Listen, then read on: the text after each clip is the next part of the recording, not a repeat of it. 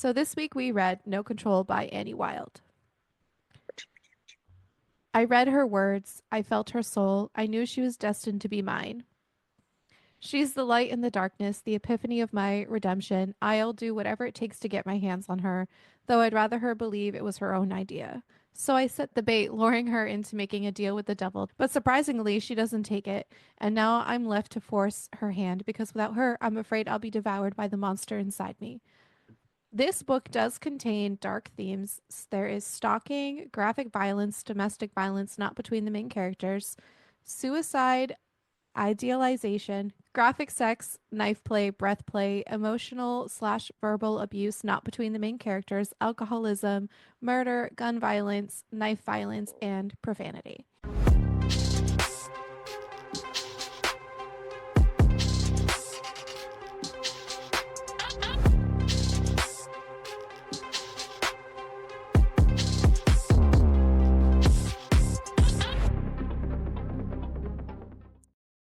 Welcome to Hitman May, or May is for Hitman, whatever fucking one we're going to call it.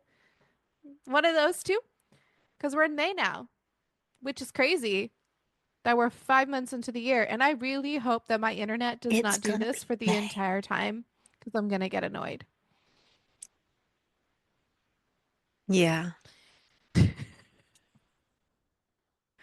nothing I can do about it. I'm literally, the internet router is right here. I don't know. Maybe, like you said, maybe it's Literally the right here. storms or the weather. It's very windy outside, but it shouldn't be because we have fiber. So it shouldn't affect it at all. All the fiber's underground. I don't know. Anyways, so we're My starting off May fiber's in wild. my body. But a bunch. I hate you.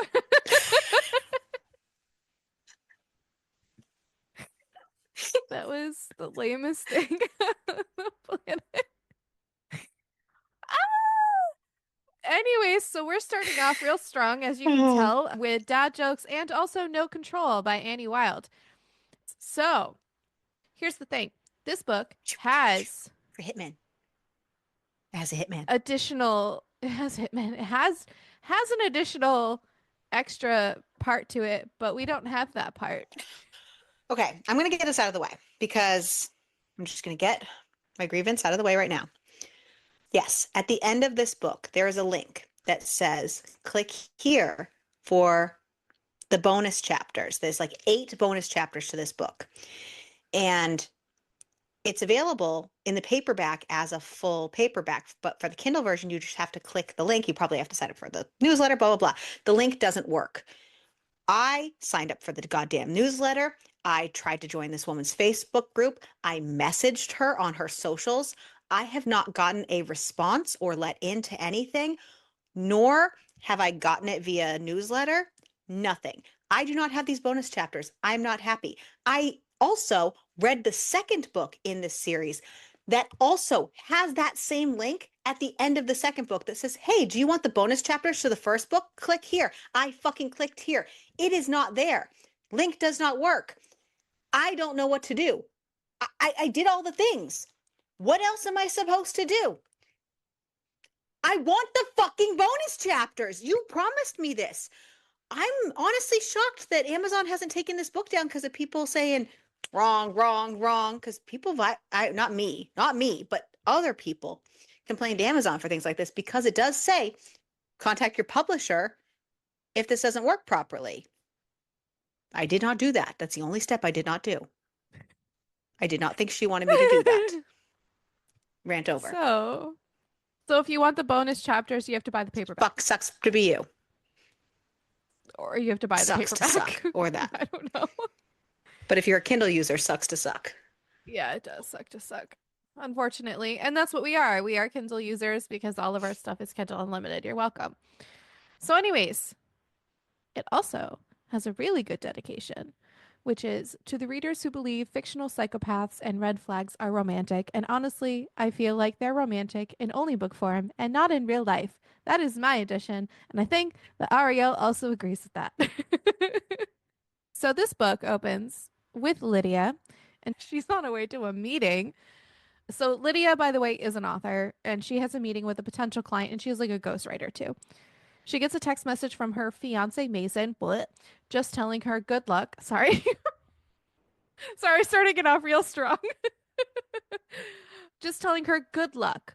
She is heading into a coffee shop, which is about a 45-minute drive from her house. And of course, she really doesn't know who she's looking for because she's never met him before. She gets a message from this man, Henry, telling her that he is in the back corner. When her eyes flick up to him, he is not at all what she was thinking he was going to look like. No, she thought that he was going to be like some middle-aged man obsessed with true crime documentaries. And this man looks like a serial killer in the documentary that you leave with willingly. So, just so you know, apparently he's really hot. He also has already gotten her a coffee because he had texted her letting her know that he was there and asking what she wanted. She sits down with him and asks him to talk about the project. And he tells her, "You're not exactly what I pictured." He tells her he was thinking that they follow his initial thoughts of doing a dark thriller similar to her own works. So now it's known that she writes under a different pen name and he has read all her books and he asks her why she's still ghostwriting. And she tells him that she just hasn't reached the point where they pay the bills. So she's a ghostwriter, and that's what this meeting is for. That's why she wasn't thinking that he was going to actually look like a hot serial killer, because why would this man need a ghost? She just, the person she pictured in her head that would need a ghostwriting. I It's don't know not why this she thought person. that, but not that. I don't either. No idea. Some people are probably just like, hey, I may be hot, but I don't want people to know I'm associated with this. I mean, some people don't want to, some people choose to write under a pen name, so they're Yep. separated, and some people choose a ghostwriter. I don't fucking know. I Because got they can't nothing. write. Yeah, No. they have the ideas, but They they have the can't put the ideas, but they ideas don't, into or they don't paper. have the time to do it, or et cetera, et cetera, et cetera. Yeah. Yeah, but she really likes helping other people achieve their writing goals. And he is hoping that this project will hopefully change that. Of course, she's a little confused because they agreed to 5 cents per word, and he tells her that he is going to pay her significantly more if she just abides by his terms. He believes in order to write the best book, that they should have a close working relationship. And since this book is going to be set in Los Angeles, he would prefer she moves there temporarily until the book is written because you got to get like the The immersion feel. Yeah. factor into this. And he already has a place and everything, and she can return home when the first draft is complete, and that his home is big enough to accommodate her. She lets him know that she needs to speak to her fiance about this first. Inside, Before, she's like, oh, look that shit. right? Yeah, before she agrees to anything. And the look that goes over his face is just, uh-oh. Fiance. And he's, Record scratch. yeah. And he just says, "Very well. Here's the contract. My flight leaves tomorrow at 8, and you have until then to make your decision." She asks about the rate, and he says, "It's all in there. So let me know what you think, and we'll speak soon." She is thinking to herself, this man has left her with so many questions, but there is no way in hell she is writing a book for him. And she gets just a weird feeling. Henry, on the other hand, is fucking pissed because now he's realizing she is fucking engaged. And how did he miss this? He pulls The his phone person out. who is supposed to be getting background information for him should have gotten all of the information. Why does he not have this? Yeah, so he calls him and calls Jude and says, "What the fuck?" And Jude says, "I knew she was engaged. Oh shit, I forgot to put it in her file. I put it in the wrong file." And he goes, "You are like the best hacker. How the fuck did you fuck this up?" Jude is asking what the payout on her is He and that just hopefully lacks he didn't screw. organization a little bit, you know? I know. I loved Jude, to be so honest. I'm about to read start his book. That's awesome. Jude is asking what the payout on her is and that hopefully he didn't screw it up, but they normally don't like take hits out on women and that she's not the normal target. And he's like, And she's not usually a they go through target. Jude anyways, so he's confused because usually he sets it all up and he's like, what, Yeah. what is with this? Yeah. And Henry's like, she's not a target. Jude asks him Jude what he doesn't like wants with this. this. No, he wants what does he want with this writer? And he says, "I don't know yet." He's lying, by the way. He fully knows what he wants. He has been waiting months to meet her in person. He More than really that at this carefully point. planned out. yeah, how this was going to go. But now it's been fucking ruined by the presence of a fiance he didn't realize existed. And It's a there's just really something good so thing that he's a hitman. right. There's just something different about her. Maybe it's the mystery that surrounds her true identity because like her writing, he feels like she's just writing her characters like him, like the men. He's fucking Every he's cuckoo character she bananas, okay? writes seems like it's molded after him. Yeah, there's Like got to be something they deep are in there. clearly destined. Like it's fate. She writes him. Yeah, he's It's cuckoo meant to be. bananas. He's so cuckoo Or bananas. he's reading the signs. Or he's delusional. 'Cause- because she apparently knows he exists, but okay. Jude tells him that he needs to be careful because he doesn't know what he's doing with this woman. She is not from their world. She might write dark, but even in the writing, you can tell that she is not like them. Henry cuts him off and says Lydia needs to agree to this contract because even if he can't have her body, he wants to take her soul. Okay. He is currently stalking her to wherever she's going after this meeting. By the way, she's going to an Italian restaurant. And he gets an eye on who this fiance person is because she's gonna go have dinner with her fiance. And the man who greets her is kind of a dick. And you can tell that there's a lot of tension between the two of them. Of course, this whole time that he's staring at her, Jude is still on the phone. And he informs him that he is going to stay on the phone But with he him has a little until this is earpiece done. that he just It's so funny. He starts to flip through the information that Jude put in the wrong file of who this person is, and he learns his name is Mason Pruitt. And Mason is a job hopper, and he doesn't really do a whole ton of stuff. He learns that they've been engaged for about 3 months and they haven't actually set a wedding date. And he's really hoping that Lydia's the three one. months. Yeah, Oh, okay. they've been together for 6 years, but they've only been engaged for 3 months. Oh, I thought it was longer that they were engaged. My bad. I knew they were together a lot longer, but They only I recently just got knew engaged she because of family complained and pressures. complained and complained that he won't set a wedding date. So I didn't realize it had only been 3 months. Mhm. Yeah, JK. and yeah, She's a he's whiny hope. bitch. No, I'm just kidding. Just kidding. No, she's not. Well, if you get engaged, you kind of want to set a wedding date, but he is hoping that Lydia's the reason why.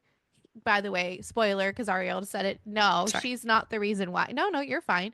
You're just gonna spoil everything this whole time before I even get to It's it. a collaboration. I know. It's supposed to be togetherness. We're doing this together, not we're supposed to enhance each other's I'm just time. giving I'm just giving you shit I'm because I just can't waiting be until I married. can talk about this douchebag because I have lots to say. Oh, I have so many words. At I this have dinner, highlights. Lydia is showing Mason the contract. She explains that the guy just kind of made her feel a little uncomfortable. And Mason says, anytime you have to talk to anyone in person, you feel that way. Honestly, Mason is kind of a shitbag. Kind of. When do you Kind want to of. input your opinions? Do you want to wait till after this dinner or do you want to do it now? Maybe I'll do it now. So, he's going through this contract and he is flabbergasted at the number that this man is willing to pay her. He's willing to pay her, at least 100 grand, half up front. And he's like, you should take this because like it's not like it's that hard what you do. Like it's not that hard to write a book, not like what you write anyways. Like they're like fourth grade reading level. Okay. First of all, I just want to yes, most romances are written at a 3 to 6th grade reading level. Legit. What we read and talk about here on the podcast, they are majority written at a 3 to 6th grade reading level. I can say that as someone who reads and teaches at that level a lot. The reason for that is because, at least in the United States, there's a huge population. The average reading level is that. So, like, what is it? Is it the New York Times that's written on an 8th grade reading level? I believe. And then I don't sometimes know. sometimes when we read books from outside of the United States, it's funny because it's a personal like amusement of mine because sometimes we're not used to it. So sometimes you'll go, I don't know why they're sounding all pompous with these big words.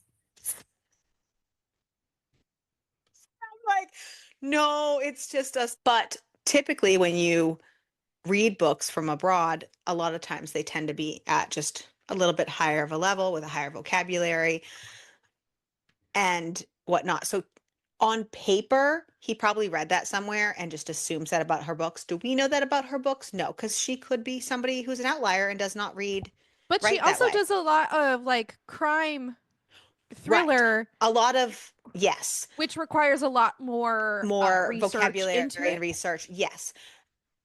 A lot of it sometimes is still written in a way that regular people can understand in a way that they want to enjoy, because you don't want to read for enjoyment and sit here and feel like you're reading a college textbook. You're reading to escape, you're reading to enjoy. It's not a bad thing for these to be an easy read. You know what I mean? Mm. But for him to sit here and basically say that her job is so easy and like what a like breeze, and how dare someone think she's worth monetary compensation and talk about it in such a derogatory way. There's one thing to know a fact, but another to skew that fact and make it a derogatory comment about her.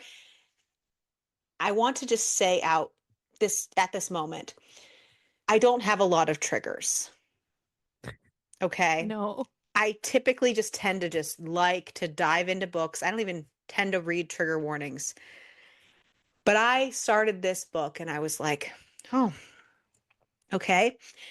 While I'm still going to read this, and while I'm not healthy enough to recognize that I should stop when I have triggers, I'm starting to understand myself enough to know that this is probably a trigger Which is because interesting. this man and how much I wanted to fucking throat punch him. And I even wrote that into my annotations, throat punch, because he was so manipulative and demoralizing, and he gaslit her. And I just sat here and I'm like, I just, I got so frustrated and aggravated and I just wanted to punch him. And he was just not a real character. And he just made me want to just stab him. And I recognize that normal people would probably see that as a, oh, we probably shouldn't read about things like that. Where I was just like, no, I'm going to hate him right now. I'm going to fucking hate him real good. Yeah, he shits on her Real good. writing so much. But then the other thing with that too is he sees the money and he goes, "Well, with this kind of Oh, money, you can we can because he dangles the wedding in front of her and is like, we can use that money and he mostly just wants it so that he he goes, can pay off well, his maybe student they could, loans. right? Maybe with the money we could possibly set a wedding date, but we could definitely pay off his student loans. And all this whole interaction made me so Ugh. livid and Right. angry. Because then she was like, well, I get a really weird vibe from him. He wants me to stay there. What if he wants more than just me ghostwriting? What if he wants me for me? Like, and he was just like, Then we do could it. pay off my student loans for this. Like This is I a lot of just money. You need to do this. You want me to whore myself out so you can pay off your student loans? Well, yeah, it's just your body kind of thing. And I was like, yeah. It was so irritating because like he's going through this and obviously clearly he just doesn't respect her as a person. And then like that ends up being the breaking point for her. how many flashbacks did you have during this? Because my brain was like, Too many. Too yeah. many. Way too many. So I struggled a little bit, but I was like, this is why healthy people stop reading these. yeah. It was difficult. I didn't get as into her head as I normally would for some reason, but like normally this would be really fucking tough for me. I think I've just become desensitized over the Yeah. last 2 years. I don't know why this one hit me, and I was like, are you fucking kidding Sometimes me? it could just be the brain stuff, but that moment where he says that she can just fuck him for the money is her breaking point. And she gets up and leaves, and he's pissed. And he goes, "Are you really about to break up a 6-year relationship over a stupid comment?" And she goes, "Yeah, because you were so fine with pimping me out to some guy you've never even met for the money to pay off your student I loans. was This is cheering the her last straw. on. I am done." And Mason says, "Well, I guess when you put it that way, it does sound bad. Bitch, shut the fuck up." I was cheering her on. He's like, just sit down and we'll talk a bit. And she's done. She's leaving. And as she Talk heads to the off, hand, motherfucker. yeah, Mason is running after her. He's apologizing and saying sorry. And she just turns to him and The says, "I wait wasn't." staff is running after him because they didn't pay the bill yet. And she's like, "I wasn't joking. I want space, Mason. Leave me alone." He tells her that she's overreacting. I would fucking instantly lose my shit. She tells him to go to sleep at his own place, and it's over. And then she slams the door in front of his face. Henry, meanwhile, is watching this entire thing happening from a distance, and he swears that he should have popped popcorn for this because there's just so much turmoil going on, and he is Dude, enjoying I this. fucking loved his fucking shit. I know he's probably like a psychopath, but I don't know what it is Probably about. I don't Ariel. know what it is about like psychopaths and reading them in books that I love so much. I love because their perspective on the world is just so fabulous for me because they're just sitting here and they just call it like it is and they're just like this is just fabulous and they're so blasé about it and I love it so much and there's nothing You're better than insane. like I gotta tell you up front, like I know I'm spoiling it, but I had a great time. If it weren't for some of the typos, I had a fucking fabulous time. Yeah. Oh And man. the lack of bonus chapters. I'm not gonna talk about that again. Yeah, let's not because you already went on a rant. Yeah. So he's curious what Mason did, but he can If see she that just Lydia responded. Because he can see that Lydia is moving and he's putting the coordinates of her house in, knowing that that's where she's going as she's taking the exit into the turnpike. And he doesn't want to cause any unnecessary fear, so he's trying to like be a little extra careful because he decides if he scares her, he might have to resort to much less amicable terms than those on the contract. But Lydia has been answering the questions he's been asking himself since he survived the night his parents were murdered. After reading her books, he really wanted to solve the mystery of who she was writing. Like, this is the same man. Like, this is, bro, this man, woof. But he really wants a taste of her. Jude is on the phone and asking why Jude he is thinks going this is to a her house. terrible idea. It's like, why are you going to her house? Jude just Like- wants him to go find somebody to kill because this is just not okay. He's like, this is a bad idea. And Henry It's a bad assures idea, him, right? this is not, I have never had bad ideas. Excuse me, sir. I told you I love this man. He's like, did you tell her you're gonna like you're gonna terrify her? And he goes, not tonight. She just needs to Not accept tonight, the it's offer. okay. Not tonight. Jude asks, what offer? He's like, she's gonna write me a book. That's what she does for a living. And he goes, you are sick. You're fucking baiting her into this. Henry says it's the easiest, most consensual choice. Then he asks about the trailer that is just to the southeast of where her house is. Turns out it is empty because It's the Lady only Anna other died. house on her very long road. Yeah, and he decides that, well, this house is going to be His new just hotel as room. nice as my hotel. So I'll talk to you later. And he hangs up on Jude. And now he is stalking her through Well, the woods. it's almost kind of cute because he's like, could this woman be manifesting me? Could anyone actually want me? It's almost like a lost little puppy. And If this is your thought process, you should probably go have lots of therapy, guys. But he's stalking her through the woods now, and he catches sight of her, and he's just watching her. He gets a text message from Jude telling him that she's got a dog, so be careful, as he is seeing this dog, and he goes, yeah, no shit. And eventually the dog actually does come and find him in the woods, but he does like become besties with this dog basically he by gives him giving a protein bar out of his pocket. Yeah, I hope it wasn't a chocolate one. I don't think so. Lydia is calling out for Duke. Duke's the name of the dog because she literally just let him out to go to the bathroom. But Duke does not want to leave Henry because Henry just wants gave him a treat. More protein bars. Yeah. And when the dog still doesn't go to her, she heads off the back porch and he's just thinking, shit. because he doesn't want her to know yet. Lydia, by the way, is very aware of her surroundings because she lives in the middle of nowhere, so she really does pay really good attention to things around her. I don't think she pays enough attention, but okay. And she hears a twig snap and she whips her head, and honestly, like, she shouldn't really be that concerned, but she's a little. She's just on edge because of The whole fight with Mason. yeah, Mason thing. Yeah. So Duke does eventually emerge from the trees and they head back to the house. Of course, Mason is also trying to call her, but she's rejecting all of his phone calls. He's called her multiple times and she has answered none of them. This is 6 years down the drain, and she's sure the heartbreak will come eventually, but for now she's just fucking over it. She thinks like she's got to be going crazy because as she's walking back, it just feels like someone is watching her. Always hold on to those feelings, folks, because if I've learned anything from these kinds of books, if you feel like someone's watching you, 9 times out of 10, they are. Or it's a ghost. I don't know. That's the other 1 out of 10 times. This is not Ghost Month. This is Hitman Month, Crystal.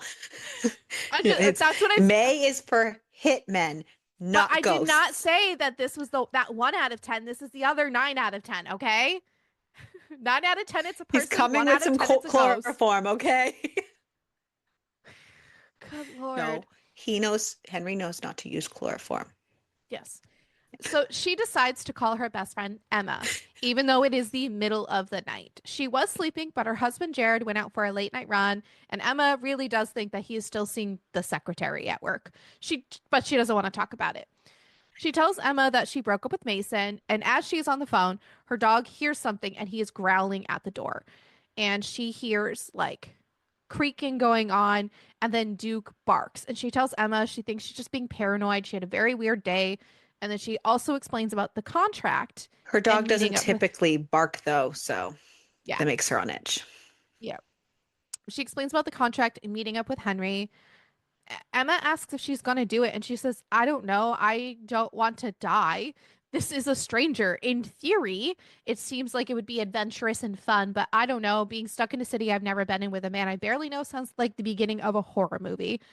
Emma's like, listen, you said all his information is in the contract. Like, go have wild, crazy sex and, like, let me live vicariously through you. I feel like this would be the conversation Ariel and I would have. Emma says, listen, you're also a great writer. Maybe he knows that and he really does care about the book. Lydia asks, what if he wants more? And Emma says, I mean, if she means he wants her so close so he can sleep with her, maybe. But Lydia's a little concerned. But Emma explains that maybe Henry was a good reason to call it off with Mason. Maybe it was just the push that she needed, and that Mason treated her like absolute shit, and she deserved better, no matter what her family said about him, because her family fucking likes him, and I hate her family. They get off the phone, and then she crawls into bed, and her phone starts to vibrate, and it's a text message from Henry asking if she has any thoughts on the deal. And honestly, I actually kind of like the fact that they were actual like little text bubbles in the Kindle. Yeah. Any thoughts on the deal? She says, I'm not sure I can agree to the terms. Your offer's generous, but it seems like too much for the given work. And he tells her, I know that you are the right person. Henry tells himself that he was going to take his time, but he did not expect these kind of complications. And then he gets a text message from Jude, and it's a link to a new target, which this is not what he needs at all. But he's going to do it anyways, and he gets Jude to get him some intel, and he'll go back tomorrow night, back to, California. This man is now going to sneak into her house, but he needs to be very quiet and careful because he needs to play it safe. He doesn't want to wake her up. He also knows about the dog, and he really does not want to give her a bad second impression. Duh. He ends up taking a picture of her and Mason off the wall, ripping it in half and shredding Mason's side into the trash can, and then pockets her side of the picture. He gets to her laptop and he can't help himself. He wants to go through it, and he opens it and is prepared to have to put in a password, but it doesn't ask for one. And he's like, ugh, we're just going to go over security later. In her, yeah. He's so disappointed. He peers through her door, and as much as he wants to go into her room, the risk is great. And the reward is enticing. Yeah. But he did say he was going to play it safe and let her come to him. So he releases the knob and he is so proud of himself for exercising patience. Early in the morning, Duke wakes up and wants Lydia to take him out, and she reads the text message from Henry that said that I know you're the right person. And Duke's whining draws her out of her thoughts. And she's thinking, what the fuck is wrong? Like he always goes sprinting down the hallway to bring him outside, but he's not doing that. Turns out, guess who's outside? Mason. No. Duke, by the way, fucking hates Mason. And that is how you know that a dog is a really good judge of character. Dogs are very good judges of character. If a dog does not like you, there's some problems. Hmm. She comes out with her gun because she was like, I what the fuck is going on? And instantly grabs her gun She because didn't she know, keeps right? She just, right. the dog was barking. The dog doesn't usually bark. This is the And second she day in lives a row that alone. she's had these weird feelings. She's like, I just need to make sure I'm good. Yeah, and she always keeps her gun on her bedside table. So grab that shit and get outside. And she asks him what he's doing there. And he tells her that they need to talk. She tells him, I needed the space. And he says, because you wanted to fuck around. And she realizes that this man has been drinking. And he starts to get really aggressive towards her. And he steps at her, and Duke barks at him. And she warns him not to come any closer. And then her phone starts ringing. And she just instantly sends it to voicemail because she's not going to answer it. And he tells her to answer it. Then the person calls again and is like, It must he's be like, her side piece, don't you know? right? And it's Henry, by the way. And so when she pulls her phone out, she ends up looking up and Mason is running at her and she ends up shooting at him. She doesn't shoot him, But like but she does shoots it at him. accidentally, like scare, like she's just It's reflex, like it's a yeah, dude, if someone's running at me and like he was trespassing, duh. He leaves finally, and she finally gets a text message from Mason that says that she will pay for this. She also has another text message from Emma that asks if she made a decision about the contract. And so she ends up texting Henry and says, I might be willing to take the job if you're open to discussing some of the terms, because at this point, she might need money for a lawyer because of this whole Mason situation. So they're going to meet up at the coffee shop. She's like, we can meet up in an hour and a half. And he's like, give me 3 hours. Henry is curious what Mason is doing. And as much as he was rooting for Lydia to shoot him, he is so glad that he is going to be the one to take care of him. And take care of him, he does. He ends up kidnapping Mason, taking him to the abandoned trailer, and tells him, you are an idiot. You tried to put your hands on something that belongs to me, and that is punishable by death. And he kills Mason. it's fabulous. It's fabulous. So So I that just want to preface right now, this book is on the shorter side. It's only like 200 and like 40 40 something pages or so. Yeah. Yeah. So there's not a lot of fluff in it. There's not a lot of like unnecessary here, there, everywhere. It's very kind of to the point, and we go here, here, here. And I kind of almost appreciated that as a Yeah. intro into this series, because it was just like, nope, we're here. He's going after Mason. He takes care of him. Bada bing, bada boom. Great. Fabulous. I am here for this. You were very here for this, all I of was this. here for this. Yeah. Lydia is waiting for Henry to get to this meeting. And it's only about 5 minutes until they're actually meeting. And she's starting to wonder if he's even going to show up. She cannot make up her mind. She's just going to tell him it's not going to work. But she's also kind of freaking out because of the whole Mason thing. And all of a sudden, a voice cuts in through her thoughts. And he goes, no I coffee. hear a voice. She apologizes and says, listen, it's just been a long day, even though the day has just started because it's early in the morning. She tells him that she doesn't think it's going to work. She doesn't think it's a good time for her to relocate. She has a dog. And he says, you can bring him. And she's trying to come up with literally any explanation she can to get out of this. But he just meets her with a solution at every instance. And he asks her what would make her comfortable, because it seems like she's struggling to keep her thoughts in order. So, what would make her comfortable? She tells him that she would rather work on the project remotely. And he says, yeah, I can't do that. I am more than happy to up the compensation and accept your dog, but I cannot let you work on the project remotely.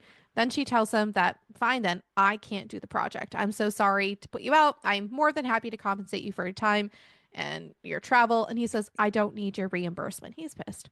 Yeah. So then she tells him that this meeting is over. He's He tells like, her, I've gone through all of this stuff. This is not how this was supposed to be. I killed the fiance. She was God just supposed damn to it. say yes and do it. But then I went and killed her fiance, and now she's still saying no. I need to fix this. Yeah. He tells her that she will He's so regret this, funny. that it's a once in a lifetime opportunity. And she says, He was so maybe. big fat mad. He really was. She goes, maybe, but I'm not changing my mind. I'm sorry for wasting your time. Henry asks if this is what she really wants to do. And she says, I am sure. He lets her know that the offer will remain on the table if she changes her mind. And then she leaves the meeting. Henry thinks this is a fucking mess because Lydia should have said yes. Why didn't she say yes? He can't understand It's so why he, I mean, he can take her dog in. She's no longer has a fiance. Like Lydia, she What's clearly the problem? needs more encouragement to change her mind and make the right decision. What do you think his decision to do is?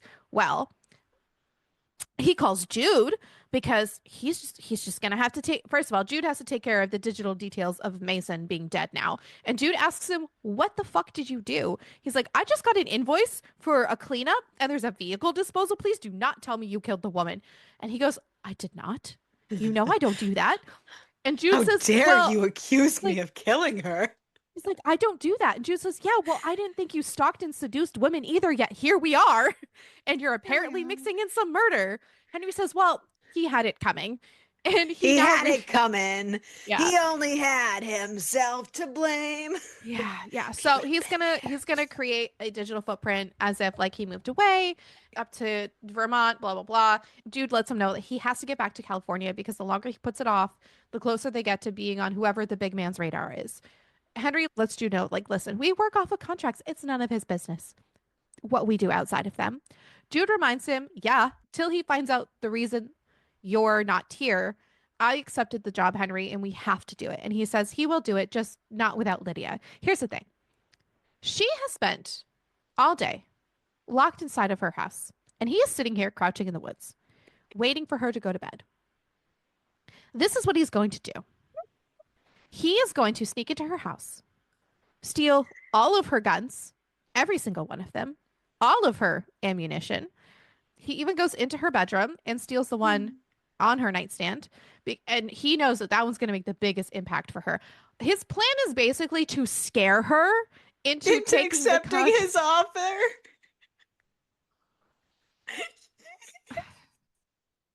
Lydia wakes up in the middle of the night. Well, not really. It's like Ariel's awake time, which is 5 a.m.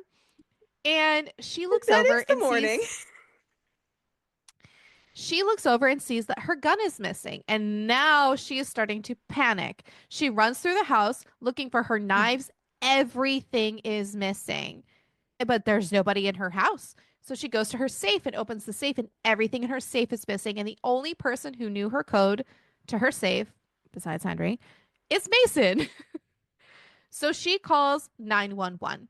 The deputies here are pieces of shit, and they don't actually really believe her that this happened, especially when she tells them who the man is because of the family. It's a small town. It's kind of like, so for reference, where I live, I don't remember the expression, but it's like, you remember the expression, like if you sleep with someone, it's like, then you're connected to like 10 people or something like that. I used to make the joke when I grew up when I was growing up in the town that I grew up in that I could spit and I could spit at the other end of the town and my grandparents would find out in like 30 seconds.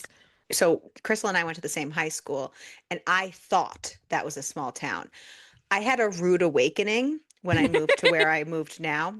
And I joke and I laugh about it because there were 60 kids in my graduating class, 60 kids in Crystal's, and our high schools merged together. There are 8 kids in my son's. 8. And he has a big class. We have one that has 3 and another that has 4. So, anyways, everybody's related to everybody. And that was literally instantly what I thought of because I was like, everybody knows everybody here. Yeah. So the deputy tells her that he'll take all the documentation and she realizes he's not going to be looking into it. She calls Emma and lets her know all the stuff has now escalated. and that a ton of stuff went missing while she was sleeping. And the deputy, she's like, the deputy knows me since whatever. And she's like, they're not going to take this seriously. She's going to change the locks, but she's really scared to leave and come back to the house with him in it. Emma tells her, like, she could come stay with her, but she doesn't want to do that because she thinks that Jared might murder her. Emma says, no, but I don't blame you because he's more off now than ever, but we can talk about that later. But then Emma asks if she's considered taking the job. She says, no, I already turned it down. But then she remembers that he did say that the offer would be there if she changed her mind. Emma says, listen, I mean, we have a vacation house outside of LA. I could always tell Jared I want to take a trip and I could be there just in case. But Lydia says he wouldn't bend on the terms. She wants to take it, but she doesn't at the same time because like she wants us on her own terms, not whatever the fuck he said. And Emma says, "Okay, well, let's just see what it entails and if it goes wrong, I'm right there." Like his background check was clean and he's just super into your work. And Emma encourages her to just call him. Lydia's eyes look around her living room and she sees that the picture of them is missing. And she tells Emma that she'll think about it. Then Duke is coming back from being outside, and there is a rose in his collar. And she calls 911 again. The cops are useless and really And don't not think only that does she anything is see a rose, happening. not only does she see a rose in his collar, but she looks up and she sees a masked man in the woods. And then she finds Mason's knife there outside her home. Yeah. They think she's a little crazy. And I mean, they've known Mason since he was a kid. He would not do something like this, bitch, please. And they're really just thinking she's crazy. She ends up calling Henry and accepts the job and asks if she can leave today. She packs all her stuff and she has a flight scheduled. She's going to go on a private jet. She obviously brings her dog. Jude is asking Henry if they can talk about the fact that he's bringing a woman under complete false pretenses there. And he just says, it's not a false pretense. She's going to write a book, just like we discussed. And Jude calls him out and says, this is more than just about a book. He is literally bringing a woman here to never leave. Like, you're bringing her here and she's never leaving. He insists, he's like, no, her friend has a So vacation bad. house like 15 minutes away. Jude just has like a really bad feeling about this and lets him know that, listen, I created that digital trail for Mason. The cleanup crew took his phone to Vermont. He's got old college friends in the area and they're just making it look like he just left. He gives Henry a phone for the hit he needs to do later. The guy that he's doing it has a wife and kids. They're teenagers, so they're not around much. And his job is to take out the husband. Now, here's the thing for me. I have not read the second book. I also thought that this was Emma's husband. Here's here's here's Oh, why. really? The, okay, so here's I never and went I'm there. gonna That's okay. this is why I am putting this out. They are different names. I got that, but here's the thing. Okay, the house was also not far from where they are during this whole situation that was happening. Emma was a bit MIA through everything. And if her husband was having an affair, there you go. I obviously haven't read the second book and I'm assuming he's fine. But my So the brain went reason instantly to that. why I never even connected that as a possibility, it's not, but the reason why I never connected that as a possibility was A, it was only Emma's house that her husband didn't even really know about, and that's why she was going to go there, and he was not there. Gotcha. Second, totally different names. Third, they talked extensively about seeing the wife and all this stuff. And then she was there and witnessed stuff, and she had kids, which So Emma does I not. just, no, no, no, because I wasn't thinking it was Emma. I was thinking it was the affair Oh, partner. oh, sorry. Gotcha. Gotcha. I knew it wasn't Emma, Oh, but I thought maybe Emma oh, was dealing with other stuff kind of half related to what was going on, oh, and that the husband was have I never even that was thought where my that that brain was went. interesting. That is where my brain went Gotcha. instantly. I was like, Hmm.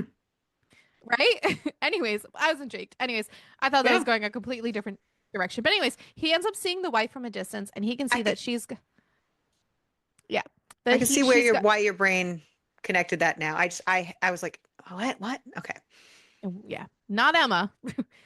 He can see that she's got bruises on her cheeks, so this man beats his wife. Meanwhile, Lydia is heading to the house and Jude is driving her. He informs her that, he is my partner. I am going to be at the house a lot. He tells her that they are tech contractors, but she doesn't really fully believe this. I wouldn't either. Just in the way he says it. They chat a little bit in the car and she lets him know that her friend has a vacation house, but she's never really been there because she doesn't get out that much. She does drop a pin to where she is going to be when she gets to Henry's house, and Emma lets her know, oh, that's only 15 minutes from my place. Enjoy. It's a great area. Jude shows her around the house and to her room, which is right next to Henry's room. Congratulations. And gives her a key to the house. And he says that there's a keypad, but it's just not reliable. So use the key if you get locked out or go on a walk or whatever. When Henry gets back from staking out the couple, Jude asks what he thought of the man. Henry says that at minimum, he is a wife beater, but he got a solid lead out of the house, and the wife was also a pill popper. She was passed out cold when he entered. He says that he placed cameras throughout the house, including in the locked office, so they can kind of decide when to take him out.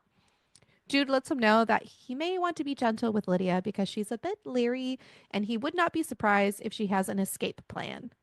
Henry says that Lydia will be signing the contract tonight, and if she tries to run, certain measures will be taken. Bitch, god damn it.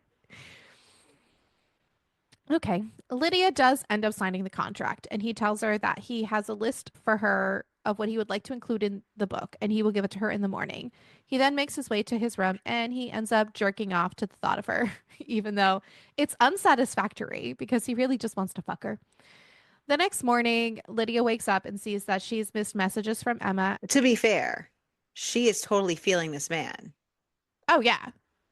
Like, let's be clear, the chemistry is there, and she is like, I swear I just ended this relationship that should have been over a long time ago, and I truly don't feel anything for him and haven't for a long time. But so soon? Why am I having such a visceral reaction to this man?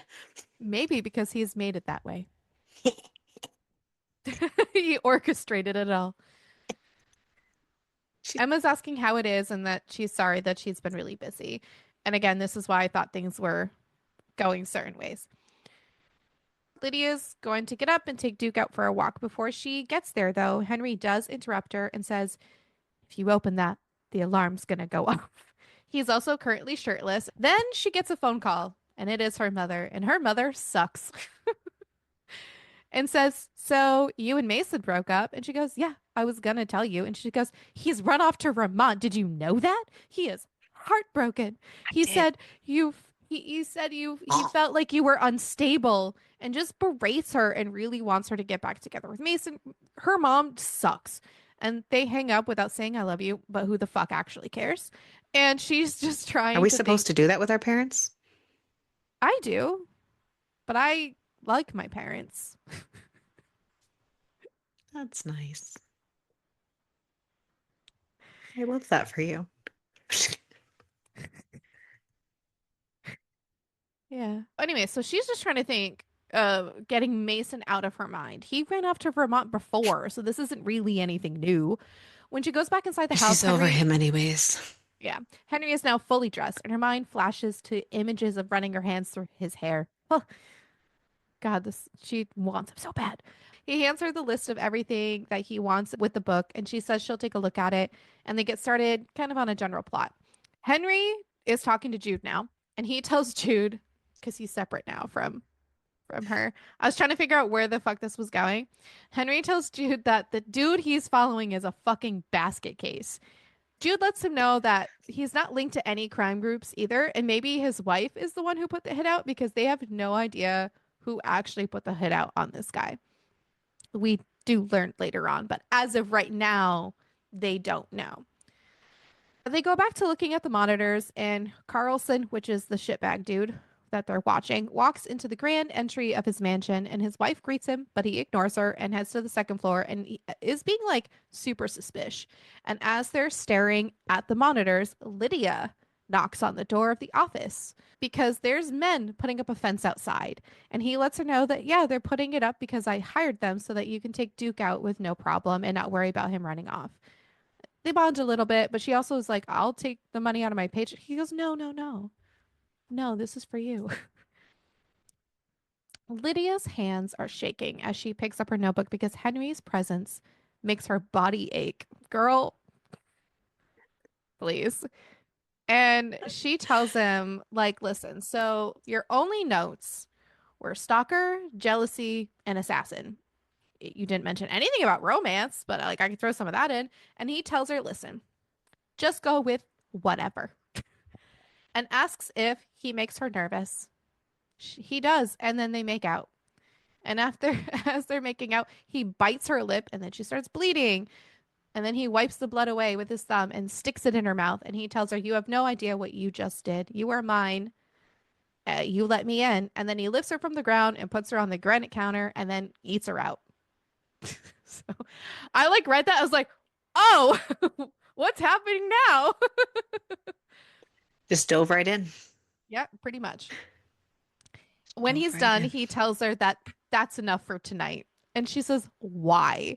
And he says, because your lip is swelling. So she's going to be sitting with an ice pack on her mouth. She informs him that it's really not that bad. But he says, listen, I hurt you, so it's my job to heal you. And even she admits that that sounds very toxic.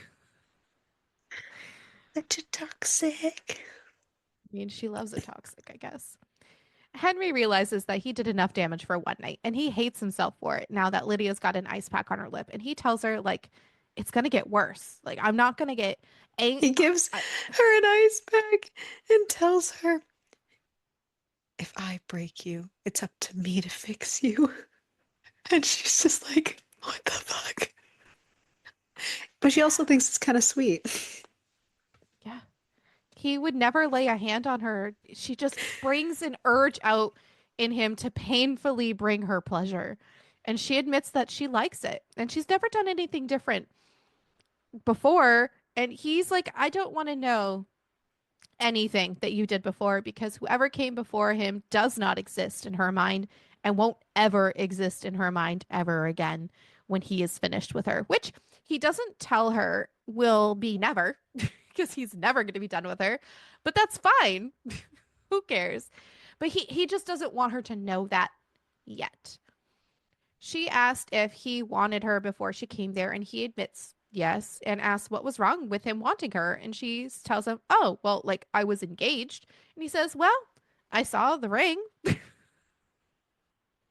She lets him know that they broke up right after they met. They were together for 6 years, and she did it because he had told her that he would be fine with her sleeping with Henry for more money. But it's more than just that. And he did not take the breakup very well, made him very angry, and he started stalking her. And she tells him that her mom said he took off to Vermont after she left, and then apologizes for just unloading all this information. Jude appears and asks if he can talk to Henry about business, and Lydia heads off to bed. Turns out Carlson, the dude, is on a rampage and destroying his office and his wife. Lydia hears Henry leave not long after Jude appeared, and she's curious who leaves for work at this time. She sends Especially if you're in Emma. tech. Yep, she sends Emma a quick message asking how she's doing, but she still doesn't hear from her. And she decides she is going to creep in his house because no one's here, and she can actually do that. She finds her books on his bookshelf, every single one of them. And on her very first book, she sees a note inside from a woman named Cher. And now she is curious, who the fuck is Cher? She continues to move around the room, and she was going to go through the nightstand, but she doesn't. She goes to his computer, though, and opens it, but there's a password, and she can't think of anything that would open it, so she snaps the laptop shut. When she heads for her room, she catches the sight of Jude making a bowl of cereal in the kitchen and asks him who Cher is. Jude says, how did you find out about her? And why don't you just ask Henry? She says, I didn't want it to be weird. He says, well, I don't think it'll be weird to ask him about his sister. She occasionally sends him stuff, but if you have a lot of questions, you should talk to Henry about them. I don't know how much he wants you to know, and pissing him off is really not something that I care to do. But the best advice is to literally go to the source. Like, you gotta talk to Henry. Henry, on the other hand, situation's bad. Carlson is going off, not doing well. And what does Henry do? He kills him. But now there's witnesses, like the wife, who is currently Because covered so in he was in the blood. middle of he was in the middle of strangling his wife to death when Henry comes in, and it's either he lets the man finish the job and off the wife, or he stops him from offing the wife, who might be the one who hired them in the first place. He doesn't know. Mhm. So he has to stop him. But then there's witnesses, and normally they would just kill the witnesses, but he just It's just, it's so thinks messy, about if it was Lydia, Lydia, and and he doesn't he want that. couldn't So do he, that. And no, she's a so he, woman anyways. yep. So he tells her that she needs to go shower, just warning him, like, please do not do this. You, like, what the actual fuck? Jude is And not happy. Jude is not happy. Not But happy at all. the wife does finally get up and does exactly as he instructs her to do and promises that she will not tell anybody. He instructs Jude to call for a cleanup and they leave. He makes it back to the house. Hours later, yeah, Jude is fucking rip shit. He makes it back to the He's house after a little neurotic, but a little, he also deals with Henry's shit. all the So fucking time. Yeah. After ditching the car, there's a nagging feeling that he just can't put a finger on because this is just such a fucking mess. And like, what would Lydia think of him if she knew? Bro. Like, come on. Jude finally does confront him and says, like, normally he wouldn't do this. Normally it's not their problem. They're not this messy. And he doesn't know what made him lose it, but it has to be Lydia. Henry's like, do not bring Lydia into this. This is not about her. Bitch, yes, it is. Because he even admits it. He goes, I just saw her, the woman lying on the floor. And like, this is, bro. Jude says, look, as much as I want to fuck you up over this, there is no point. You need a shower before she gets up because you are currently like covered in fucking blood. Get your shit together. He starts to strip down and he realizes that things are shifting and he's starting to think that like Lydia's just replacing things in him and she has no idea how strong the feel is for him. Like he it's just such a says good pull. he says she's giving me a conscience, and I don't know if that's a good thing.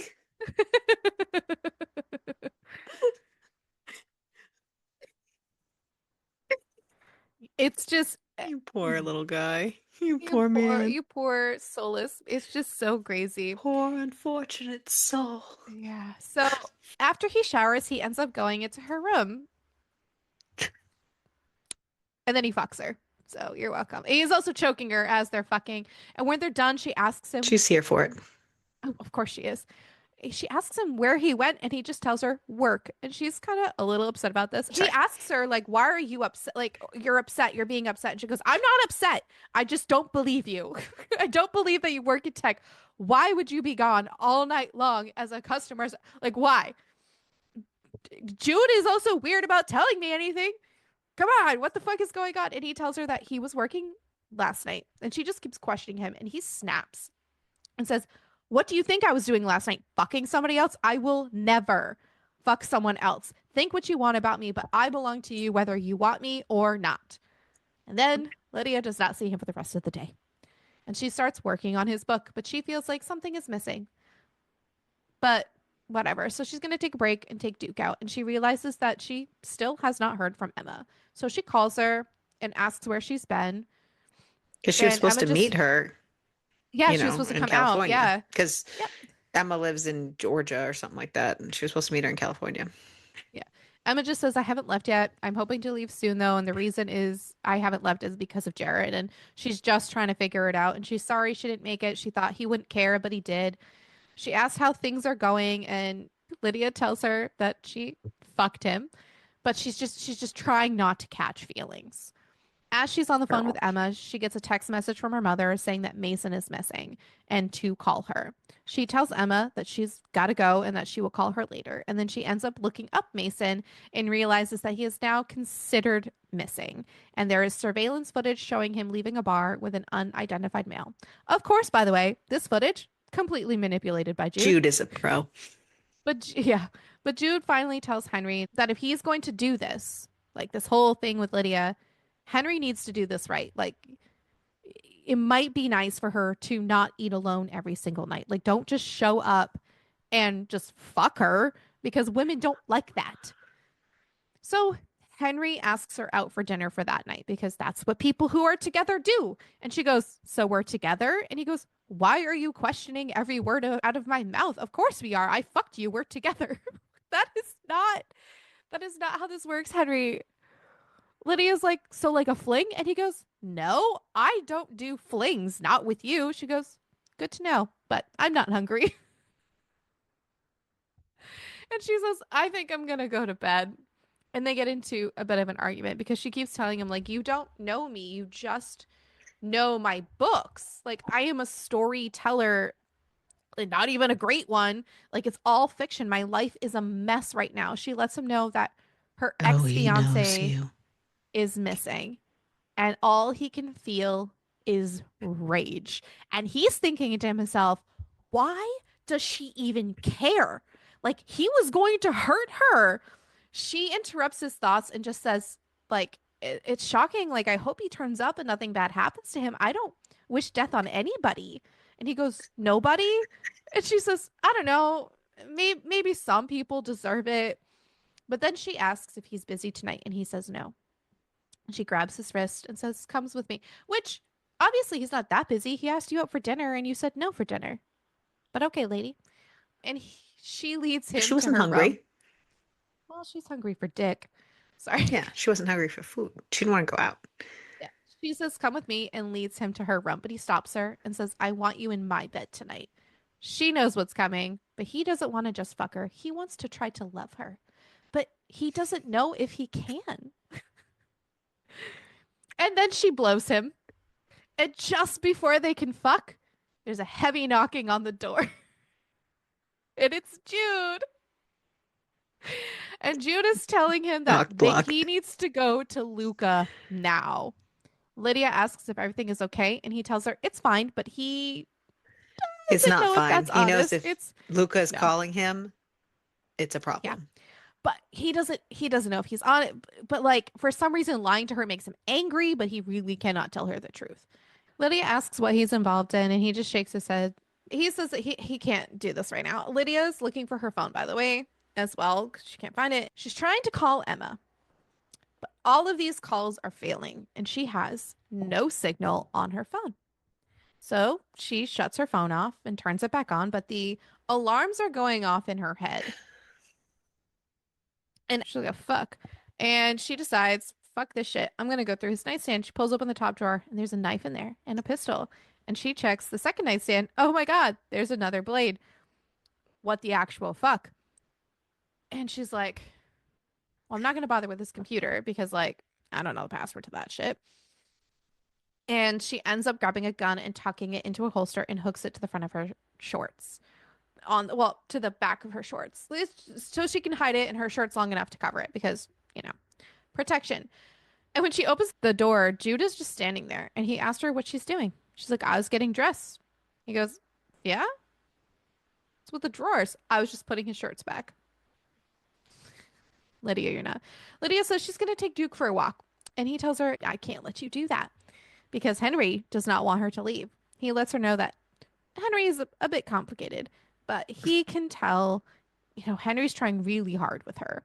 Lydia asks if he's ever done it before, because she has no idea what the fuck he means by trying with her. Jude says, "No, I don't even know the last time Henry spoke about a woman." Lydia then lets him know that her phone is not working and that there's no service. And he takes it and Oh, she weird. says, she goes, "I don't know what's wrong with it." And he's like, "Did you turn it off and turn it back on?" Like, she's like, "No, but it's still not working." And then he She's like, asks, yeah. No, she says, yeah, I did. It's still not yeah, working. yeah, it's just still not working. She asks why Henry took a gun with him, and Jude asks why she has a gun in her waistband. But informs her that he's not going to take it from her because it's just better if she has it anyways, just in case. The system at the house gets armed, and Jude says he's going to go take a shower and maybe she should put on a bigger shirt because it's too easy to see the gun. Lydia goes back to her room, returning to the writing desk, and she really hasn't gotten nearly as far as she should have by now, and Henry hasn't made a single mention of it. And maybe that is a red flag that he hasn't talked about the book literally except for the one time when they got there, other than the first night. And she opens her laptop and she has no internet connection. Nothing is working. And she just thinks she's got to go find the router. And then the house goes pitch black. Henry arrives to Luca and asks him what he knows because he needs to get back to the house, of course. Luca says, "What, to your plaything? The woman that's at your place? You know, she's in Which the file." Henry's like, how do you know about her kind of thing? Because he thinks he's been so stealthy. Luca's another hitman like Henry. They both have the same person that funnels them hits. And Henry wouldn't call them besties, but out of all the people of their mutual acquaintances, they're probably the only ones that have like genuine mutual respect for each other, that they actually trust one another. So when Luca calls him up, like, hey, this is an emergency, bro, like he can trust this guy. Yes. Henry makes a big point about Luca is a bad motherfucker, where Henry has certain discretion and morals. Luca gives no fucks, no fucks given. And he is a big bad dude. Like he is gigantic and just scary fucking looking. He tells him that she was in the file that he turned down. Henry asks why. They could have worked it out. He needs to know who got the assignment. But Lucas says he doesn't know, that he slipped up somewhere and someone knows his identity. He needs to know who ordered the hit on him. Yeah, And hit Luca on tells Henry. him, and Luca tells him, honestly, like, you're kind of lucky that this is the first time that this has happened in the 11 This years you've been happens to doing Luca all the this. time. Yeah. But he does actually have the file. He shouldn't have kept it, but he did because, you know, Buddy's here. But it's encrypted. So when he gives it to him and he realizes that, like, every little thing in this, all the pictures are from the last 24 hours. And Lydia's in the pictures as well. He's like, So he's fuck. thinking that this must have been something to do with the recent hit that he just did because that's the only Mhm. thing he can think of. He left witnesses, etc. Yeah, which is not great. Lucas says, you know, No. someone probably didn't like how you took care of it or that you killed him in general. Luca tells him that he needs to pack up Lydia, ditch all the technology, check everything for bugs, and they might have to separate. Or his Henry, personal opinion, just ditch Lydia. Let her fend for yeah, himself. Let her fend for herself. yeah. And Henry doesn't want to do that. Henry, you know, Henry is his only friend in the world, and I mean, if Henry asks, he'll go hunt this dipshit down. And Henry tells him It's that child's he's play not for going to him. He ask does this that, shit all the time. right? Luca tells him just let him figure out who it is, take the woman somewhere safe, and like lay low. As Henry is checking the security cameras on his phone, or trying to, he reads a message that says could not connect. And then he tries to call Jude and it goes straight to voicemail. And now he is freaking out. Panicking. Yeah. Lydia could hear the footsteps, and all of a sudden she just hears, "You must be the toy." And she is thinking, where the fuck is Jude? Where the fuck is Duke? And then Where the again, fuck you is know, Henry? Mason broke into her house while she was sleeping. And Is this he dude ends up, back? yeah, I know. And this dude, uh, he's definitely not back. No, but This she doesn't motherfucker know dead. that. I know. This motherfucker dead. This dude ends up busting through the door and tells her, "You're such a pretty little thing. No wonder Henry keeps you to himself." And she is fighting, trying to get away from this man. And she sees the pistol because she gets knocked over. Pistol goes bang. And she's trying to get it, but he is overpowering her. And all of a sudden, something draws her attention to the door, and it's Duke. And he lunges at the man, but then this motherfucker hits her dog, and she's pissed. And she shoves herself back and gets her hand on the pistol and shoots this man, and he dies. Like, Henry is there asking, "What the hell happened?" And she hands the pistol over and says, "This is yours." And he takes it from her. And she kind of makes a little bit of a joke saying, "If you think I'm bad, you should see the other guy." Because he's like concerned about her look. But she can't actually laugh because this is a lot. Henry thinks that he could murder Jude for letting this happen. But as he glances over to the dead, unconscious body, he's like, I'm just gonna deal with him later because he's gonna bathe her because sh she's covered in blood and kind of in shock a little bit. He tells her, like, you put up such a fight and she did so good. And then she confesses to shooting at Mason before, and he reassures her that she didn't do anything wrong. Like, she was just protecting herself. She tells him to come into the bath with her, and he says, I can't. I have to make sure, you know, Jude's good. And she Because asks, she saw him on the way by and he was knocked out. yeah. He asks if he's okay, and he says, yeah. She finally asked him, what do you really do for work? And he admits that he kills people. So, yay. And he leaves. He sees Jude and starts dragging him to his feet and he yells at him, saying, you almost got her killed, and slams him against the wall. And Jude says, listen, I tried to chase him. I'm so fucking sorry. Is she okay? He says, So no. I just want to say, I don't think this is a big spoiler, but I just want to say, poor Jude. Okay, he's in the third book, but poor Jude in the second book, he spends so much of his time beefing up because he doesn't want to be a weak link. That's so sweet. No, but like, poor Jude. So now he's ripped. That's So yay us. in my mind he was always ripped, so I guess like I just He was trim. He just, you know what I mean? He was always behind the computer. but now he's real. Now he's big. Okay. I think Lucas said, damn, when did you get big?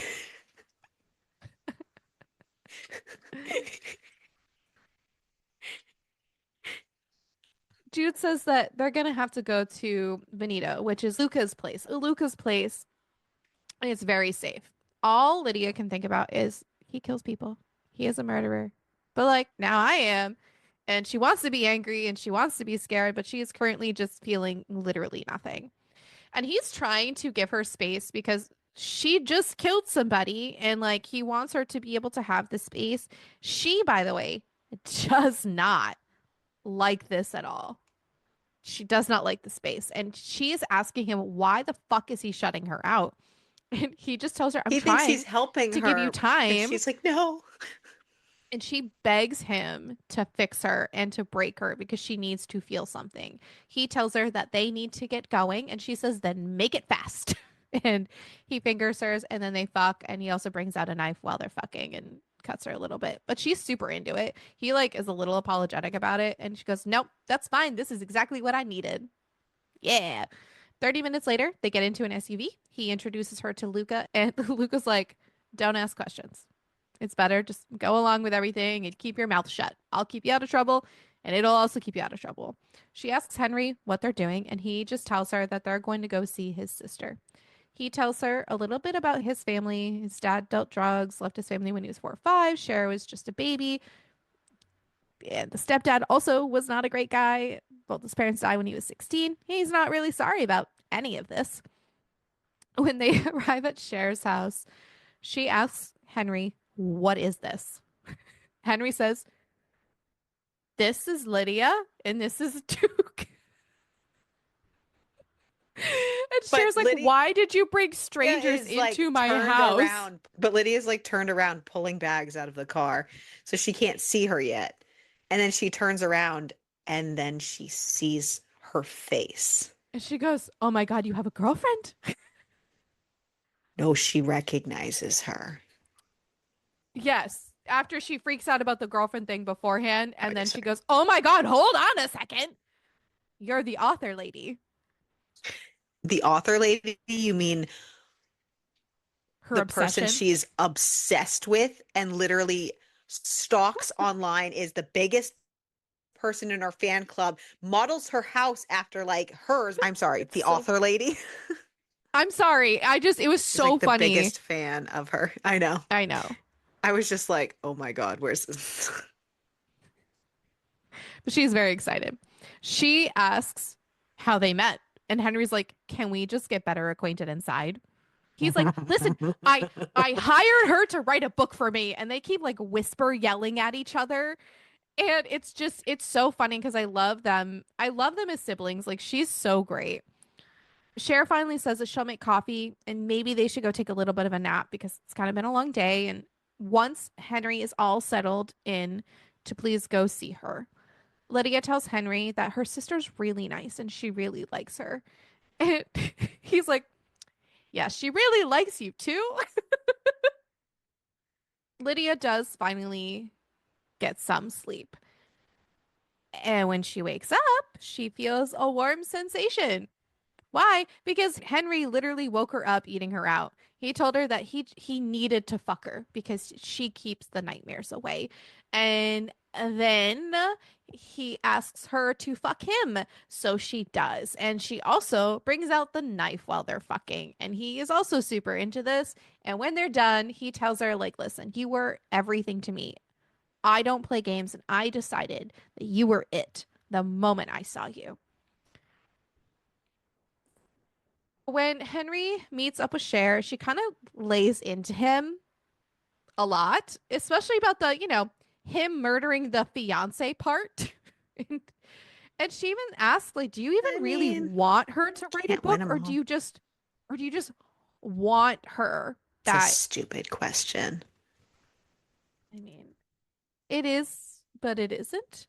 But Cher does eventually get to the point saying, like, if she finds out that he brought her there against her will, she will put her She on gonna the be next flight mad. out because that is not how love works. And Henry says, I don't care how love works because I am not in love.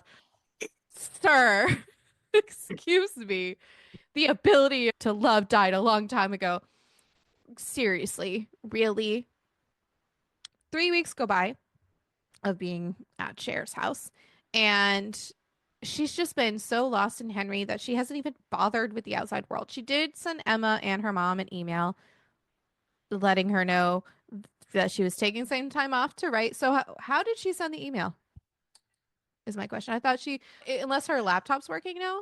I think he brought her a burner phone, if I remember correctly. Okay. And she asks Henry if he knows when her phone is supposed to be there, and he tells her probably Oh, a couple of maybe days. not. I don't know. Yeah, I don't know where she sent the email from because I also knew her laptop doesn't work. Maybe from his phone or something. I don't know. Honestly. She tells him that they should probably get to work on the book. And he's telling her, like, you can do whatever you want, that by the time they get out of there, they'll be married. Like, they're just going to marry the moment they get out of there. And she's like, what about a proposal? He goes, I mean, I'll give you one if you want one, which But I would she's at want this one. point, she's like, oh, well, somebody just wants to She's marry like, me. And I would just rather make it to the altar. Like, I don't even actually need one. And he is now distracting her and asking her if he ever told her how much he would like to bend her over and take her. And then his phone rings and it's an unknown caller. She ends up going into Henry's room and she sees his laptop. She unlocks the laptop and uses her birthday because she's thinking to herself, she tries his birthday because she learned that from Jude and it doesn't work. So she says she only uses her birthday for shits and giggles and it unlocks, which she goes, that's a weird coincidence, bitch. It is not a weird coincidence. But her heart jumps as the screen opens and it turns out that there is files on her. she sees her name on one of the files on the main Which is screen. Yeah. not good. And she opens it, and it's everything. There's pictures of her house, her birth certificate, And her she's like, okay, medical maybe he records, just did really extensive research when he wanted to hire her. But then he and then sees the the date timestamps. is from Like a way year before. before. Yeah. Yeah. This is not great, by the way. I mean, Yeah. it's Be- dedication. Now she's pissed. And she ends up throwing up in the bathroom. And Henry comes in.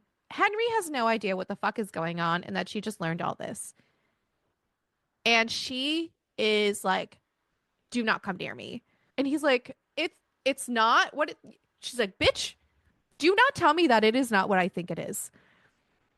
And he tells her like he did what he had to do. And she goes, are you fucking serious right now? Like you terrified me because now it is all hitting that it's him. He killed Mason.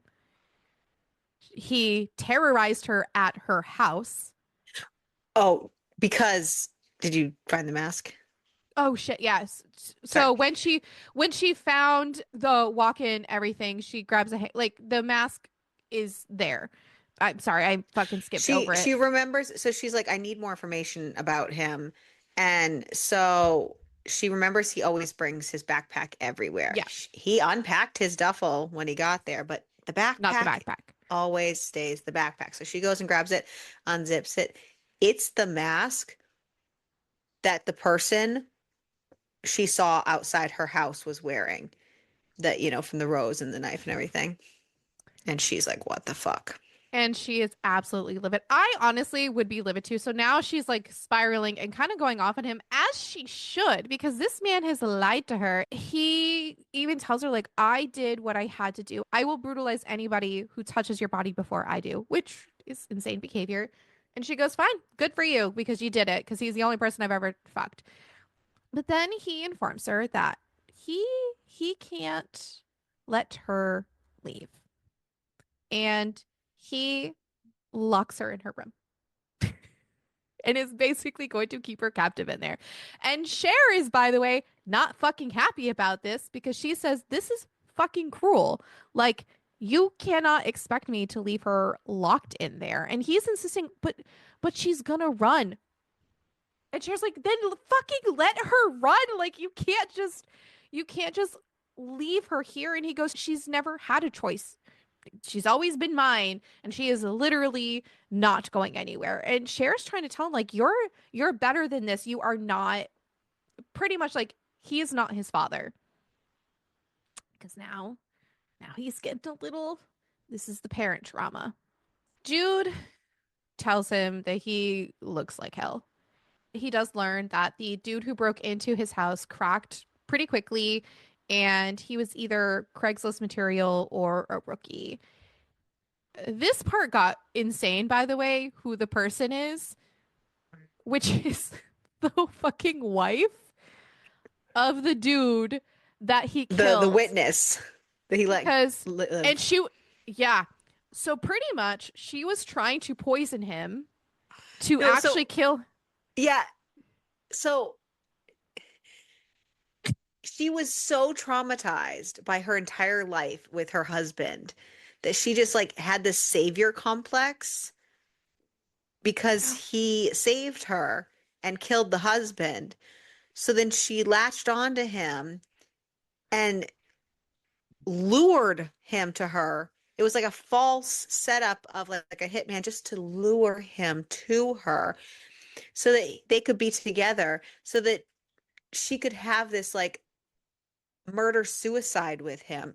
I Because she was gonna kill him with cyanide, like she did, because she was poisoning her husband to slowly kill him, and then he swooped in, It was and the then whole so thing. like it was a bonkers. So that is what was happening. And the dude who put Wild. the hit out on the husband was like a business partner. It was not even the wife. The wife's not even the one who was trying to kill the husband. Well, So she was, but not with a hit. oh, okay, she was, but she didn't hire somebody to do it. That whole Wild. section was so fucking bonkers because she was trying to seduce him, and he's like, "Bitch, what?" Like I may have somebody who doesn't want me at home, but I still want her. Yeah.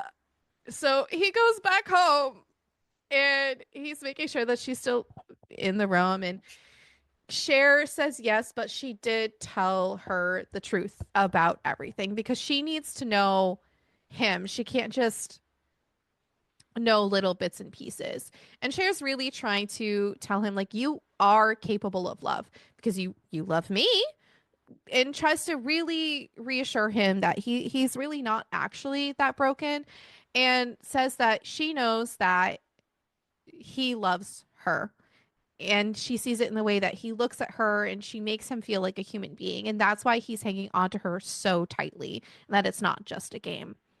Lydia does hear him coming before he even unlocks the door. And he's just telling her, get packed. Like he just comes in, get packed. And she's too terrified to fight him. So she does exactly what she is told. And he informs her that he is taking her home, which is so good. She thought he meant his home. He's Okay. taking her home. Yes. Her home, Originally, not though, his. she definitely thought that he was going to kill her. But then as they're going to the airport, she realizes you don't kill someone at an airport with their luggage and their dog. But here we go. But he is He's trying gonna let to. her He's gonna go. let her go because he loves her and he's the broken one. But she's just so frozen and he kisses her on the forehead. And it's just so sad. And then 6 months go by and Mason's body has been found, by the way. It is actually connected to a serial killer, but she Jude worked knows. magic. Yeah, she knows. It's so Jude is great. Jude knows how to do Hmm. shit. She gets a phone call from her private investigator because she's been trying to find him. By the way, his name doesn't exist. Why doesn't his name exist, folks? Because he literally takes social security numbers of people who Yeah. don't. It wasn't real to begin with, and now he got a new one so that he could disappear again because he wanted to disappear because Protect she, her. yeah. He wanted to protect her, which was so Hmm. sweet. The lady does keep insisting like she'll try to find him, but she thinks that she got scammed, but it's not really a scam because all of the money is in her bank account. Like I think this lady Hmm. is just stupid. And she thinks like he's got to go by other names. I might have some other names for you, but he's super super good at disappearing. But she does forgive him, but she really needs closure. Henry and Jude are in New York City. By the way, Hey, Jude Jude. fucking hates New York City. And Henry was like, "Can you just please Jude stop hates fucking?" everything. Jude really does. I fucking love Jude. Jude is so great. We learned that actually his real name is Dexter Murphy. Not Guess Jude, who hate Henry. Henry? Do you know who hates his name? Fucking Henry hates it. But they're supposed to be working on a hit, but there's not actually a hit. This man Jude is is planning frustrated to because, again, he's the one who usually takes in the hits. Now, this is the second time that Henry is having him do all this background stuff and guiding him instead. And instead, what this plan is Henry's planning on killing himself by jumping off the 24th floor because They that spent is how many 24 days. days together, him and Lydia. Yeah, Just want to live there without her. is no hit, but on the flash drive there is a letter for Jude, for Cher, and for Lydia, and his will, and he's leaving everything to the two women that he loves. And as he is getting ready to end his life, his phone vibrates and it's Cher. And it's a link to the book that Lydia wrote called Don't Let Go. And Cher says, just read the last chapter. And of course, he says, does it end with me throwing myself off of a balcony? Because Lydia decided to just write their story and publish it with the hopes that he would see it and gave them a And happy ending. come back. That that he came back and found her and they apologized and lived happily ever after. And guess what? He does come back. Because he follows the directions. She's like, took And you long he enough. asks, yeah, and he asks if they should play it out like the end of the book. And it's very sweet. And then we get an epilogue, and it's Henry, and well, it's in Henry's point of view. So again, I do like that it is in dual POV. It's probably one of my favorite things ever. And Lydia's going out for her first girls' night in almost 2 years. And he goes, I still don't know if I should let you go. And she goes, Go you, Jude, and Luca. We're invited. And he just doesn't like going out because apparently seeing them with their women grosses him out. And then they have a quickie before she leaves. And then that's it before the additional time that we don't have. Mm. So that was the book. Who's your favorite character? Jude. Henry. I didn't even have to think about it. I didn't even have to think. I really did like Jude Henry too. a lot. I really like Jude too. Yeah, not Henry. Jude hit something for me and I loved it. And Yeah, I can't wait to read his book. Yeah, I will He definitely. was amusing even in the second one. That's good to hear. I'm so glad. Who was your least Yeah. favorite? Mason. Yeah, that motherfucker. And you know what? Her mother and her family in general, because they were like all on Team Mason and trying to get her to be with Mason, and her mom sucked. Hmm. So I did read the second one. I enjoyed the second one. It's Luca and Emma.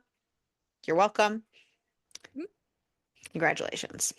Awesome. So Amazon gives us a 4.2 and Goodreads a 3.8. What did you rate it? I am gonna give it a 4. I had a great time. I enjoyed Mhm. myself. I had a great time too. I gave it a 4 too. I probably would have rated it higher if there were errors. So unfortunately that Mhm. docked it for me. And B, if I actually got what I was promised. Yeah. Oh man. But I did. I had a fabulous time. That's good. I'm glad. How about peppers?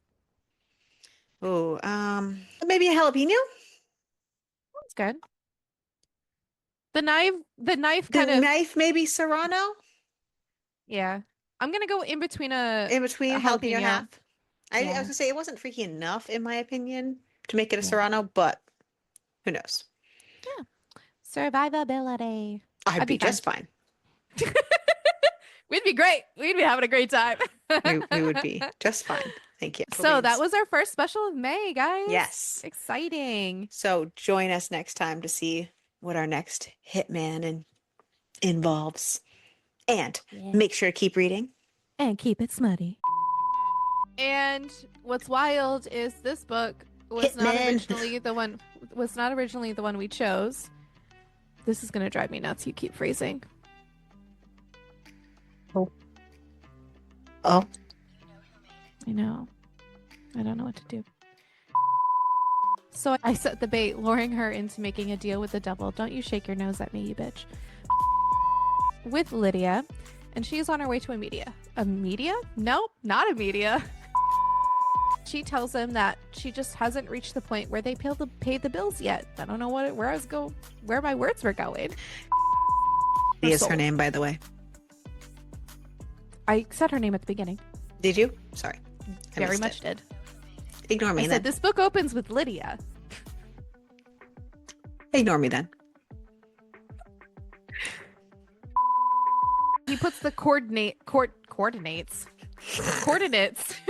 Because that is the same word, but totally. They're two different. Coordinate and coordinates. The exact same fucking word. I just don't know what the fuck just happened. Why is this so funny? Henry is talking to Jude now, and he tells Jude, because he's separate now from her. I was trying to figure out where the fuck this was going. Here's the problem: is it sometimes makes Jude's name you or dude. So it just says Henry tells you that the dude he is following is a fucking basket case, and dude lets them know. So I just know that that's the sentence. I don't know why it says he just shakes his husband. So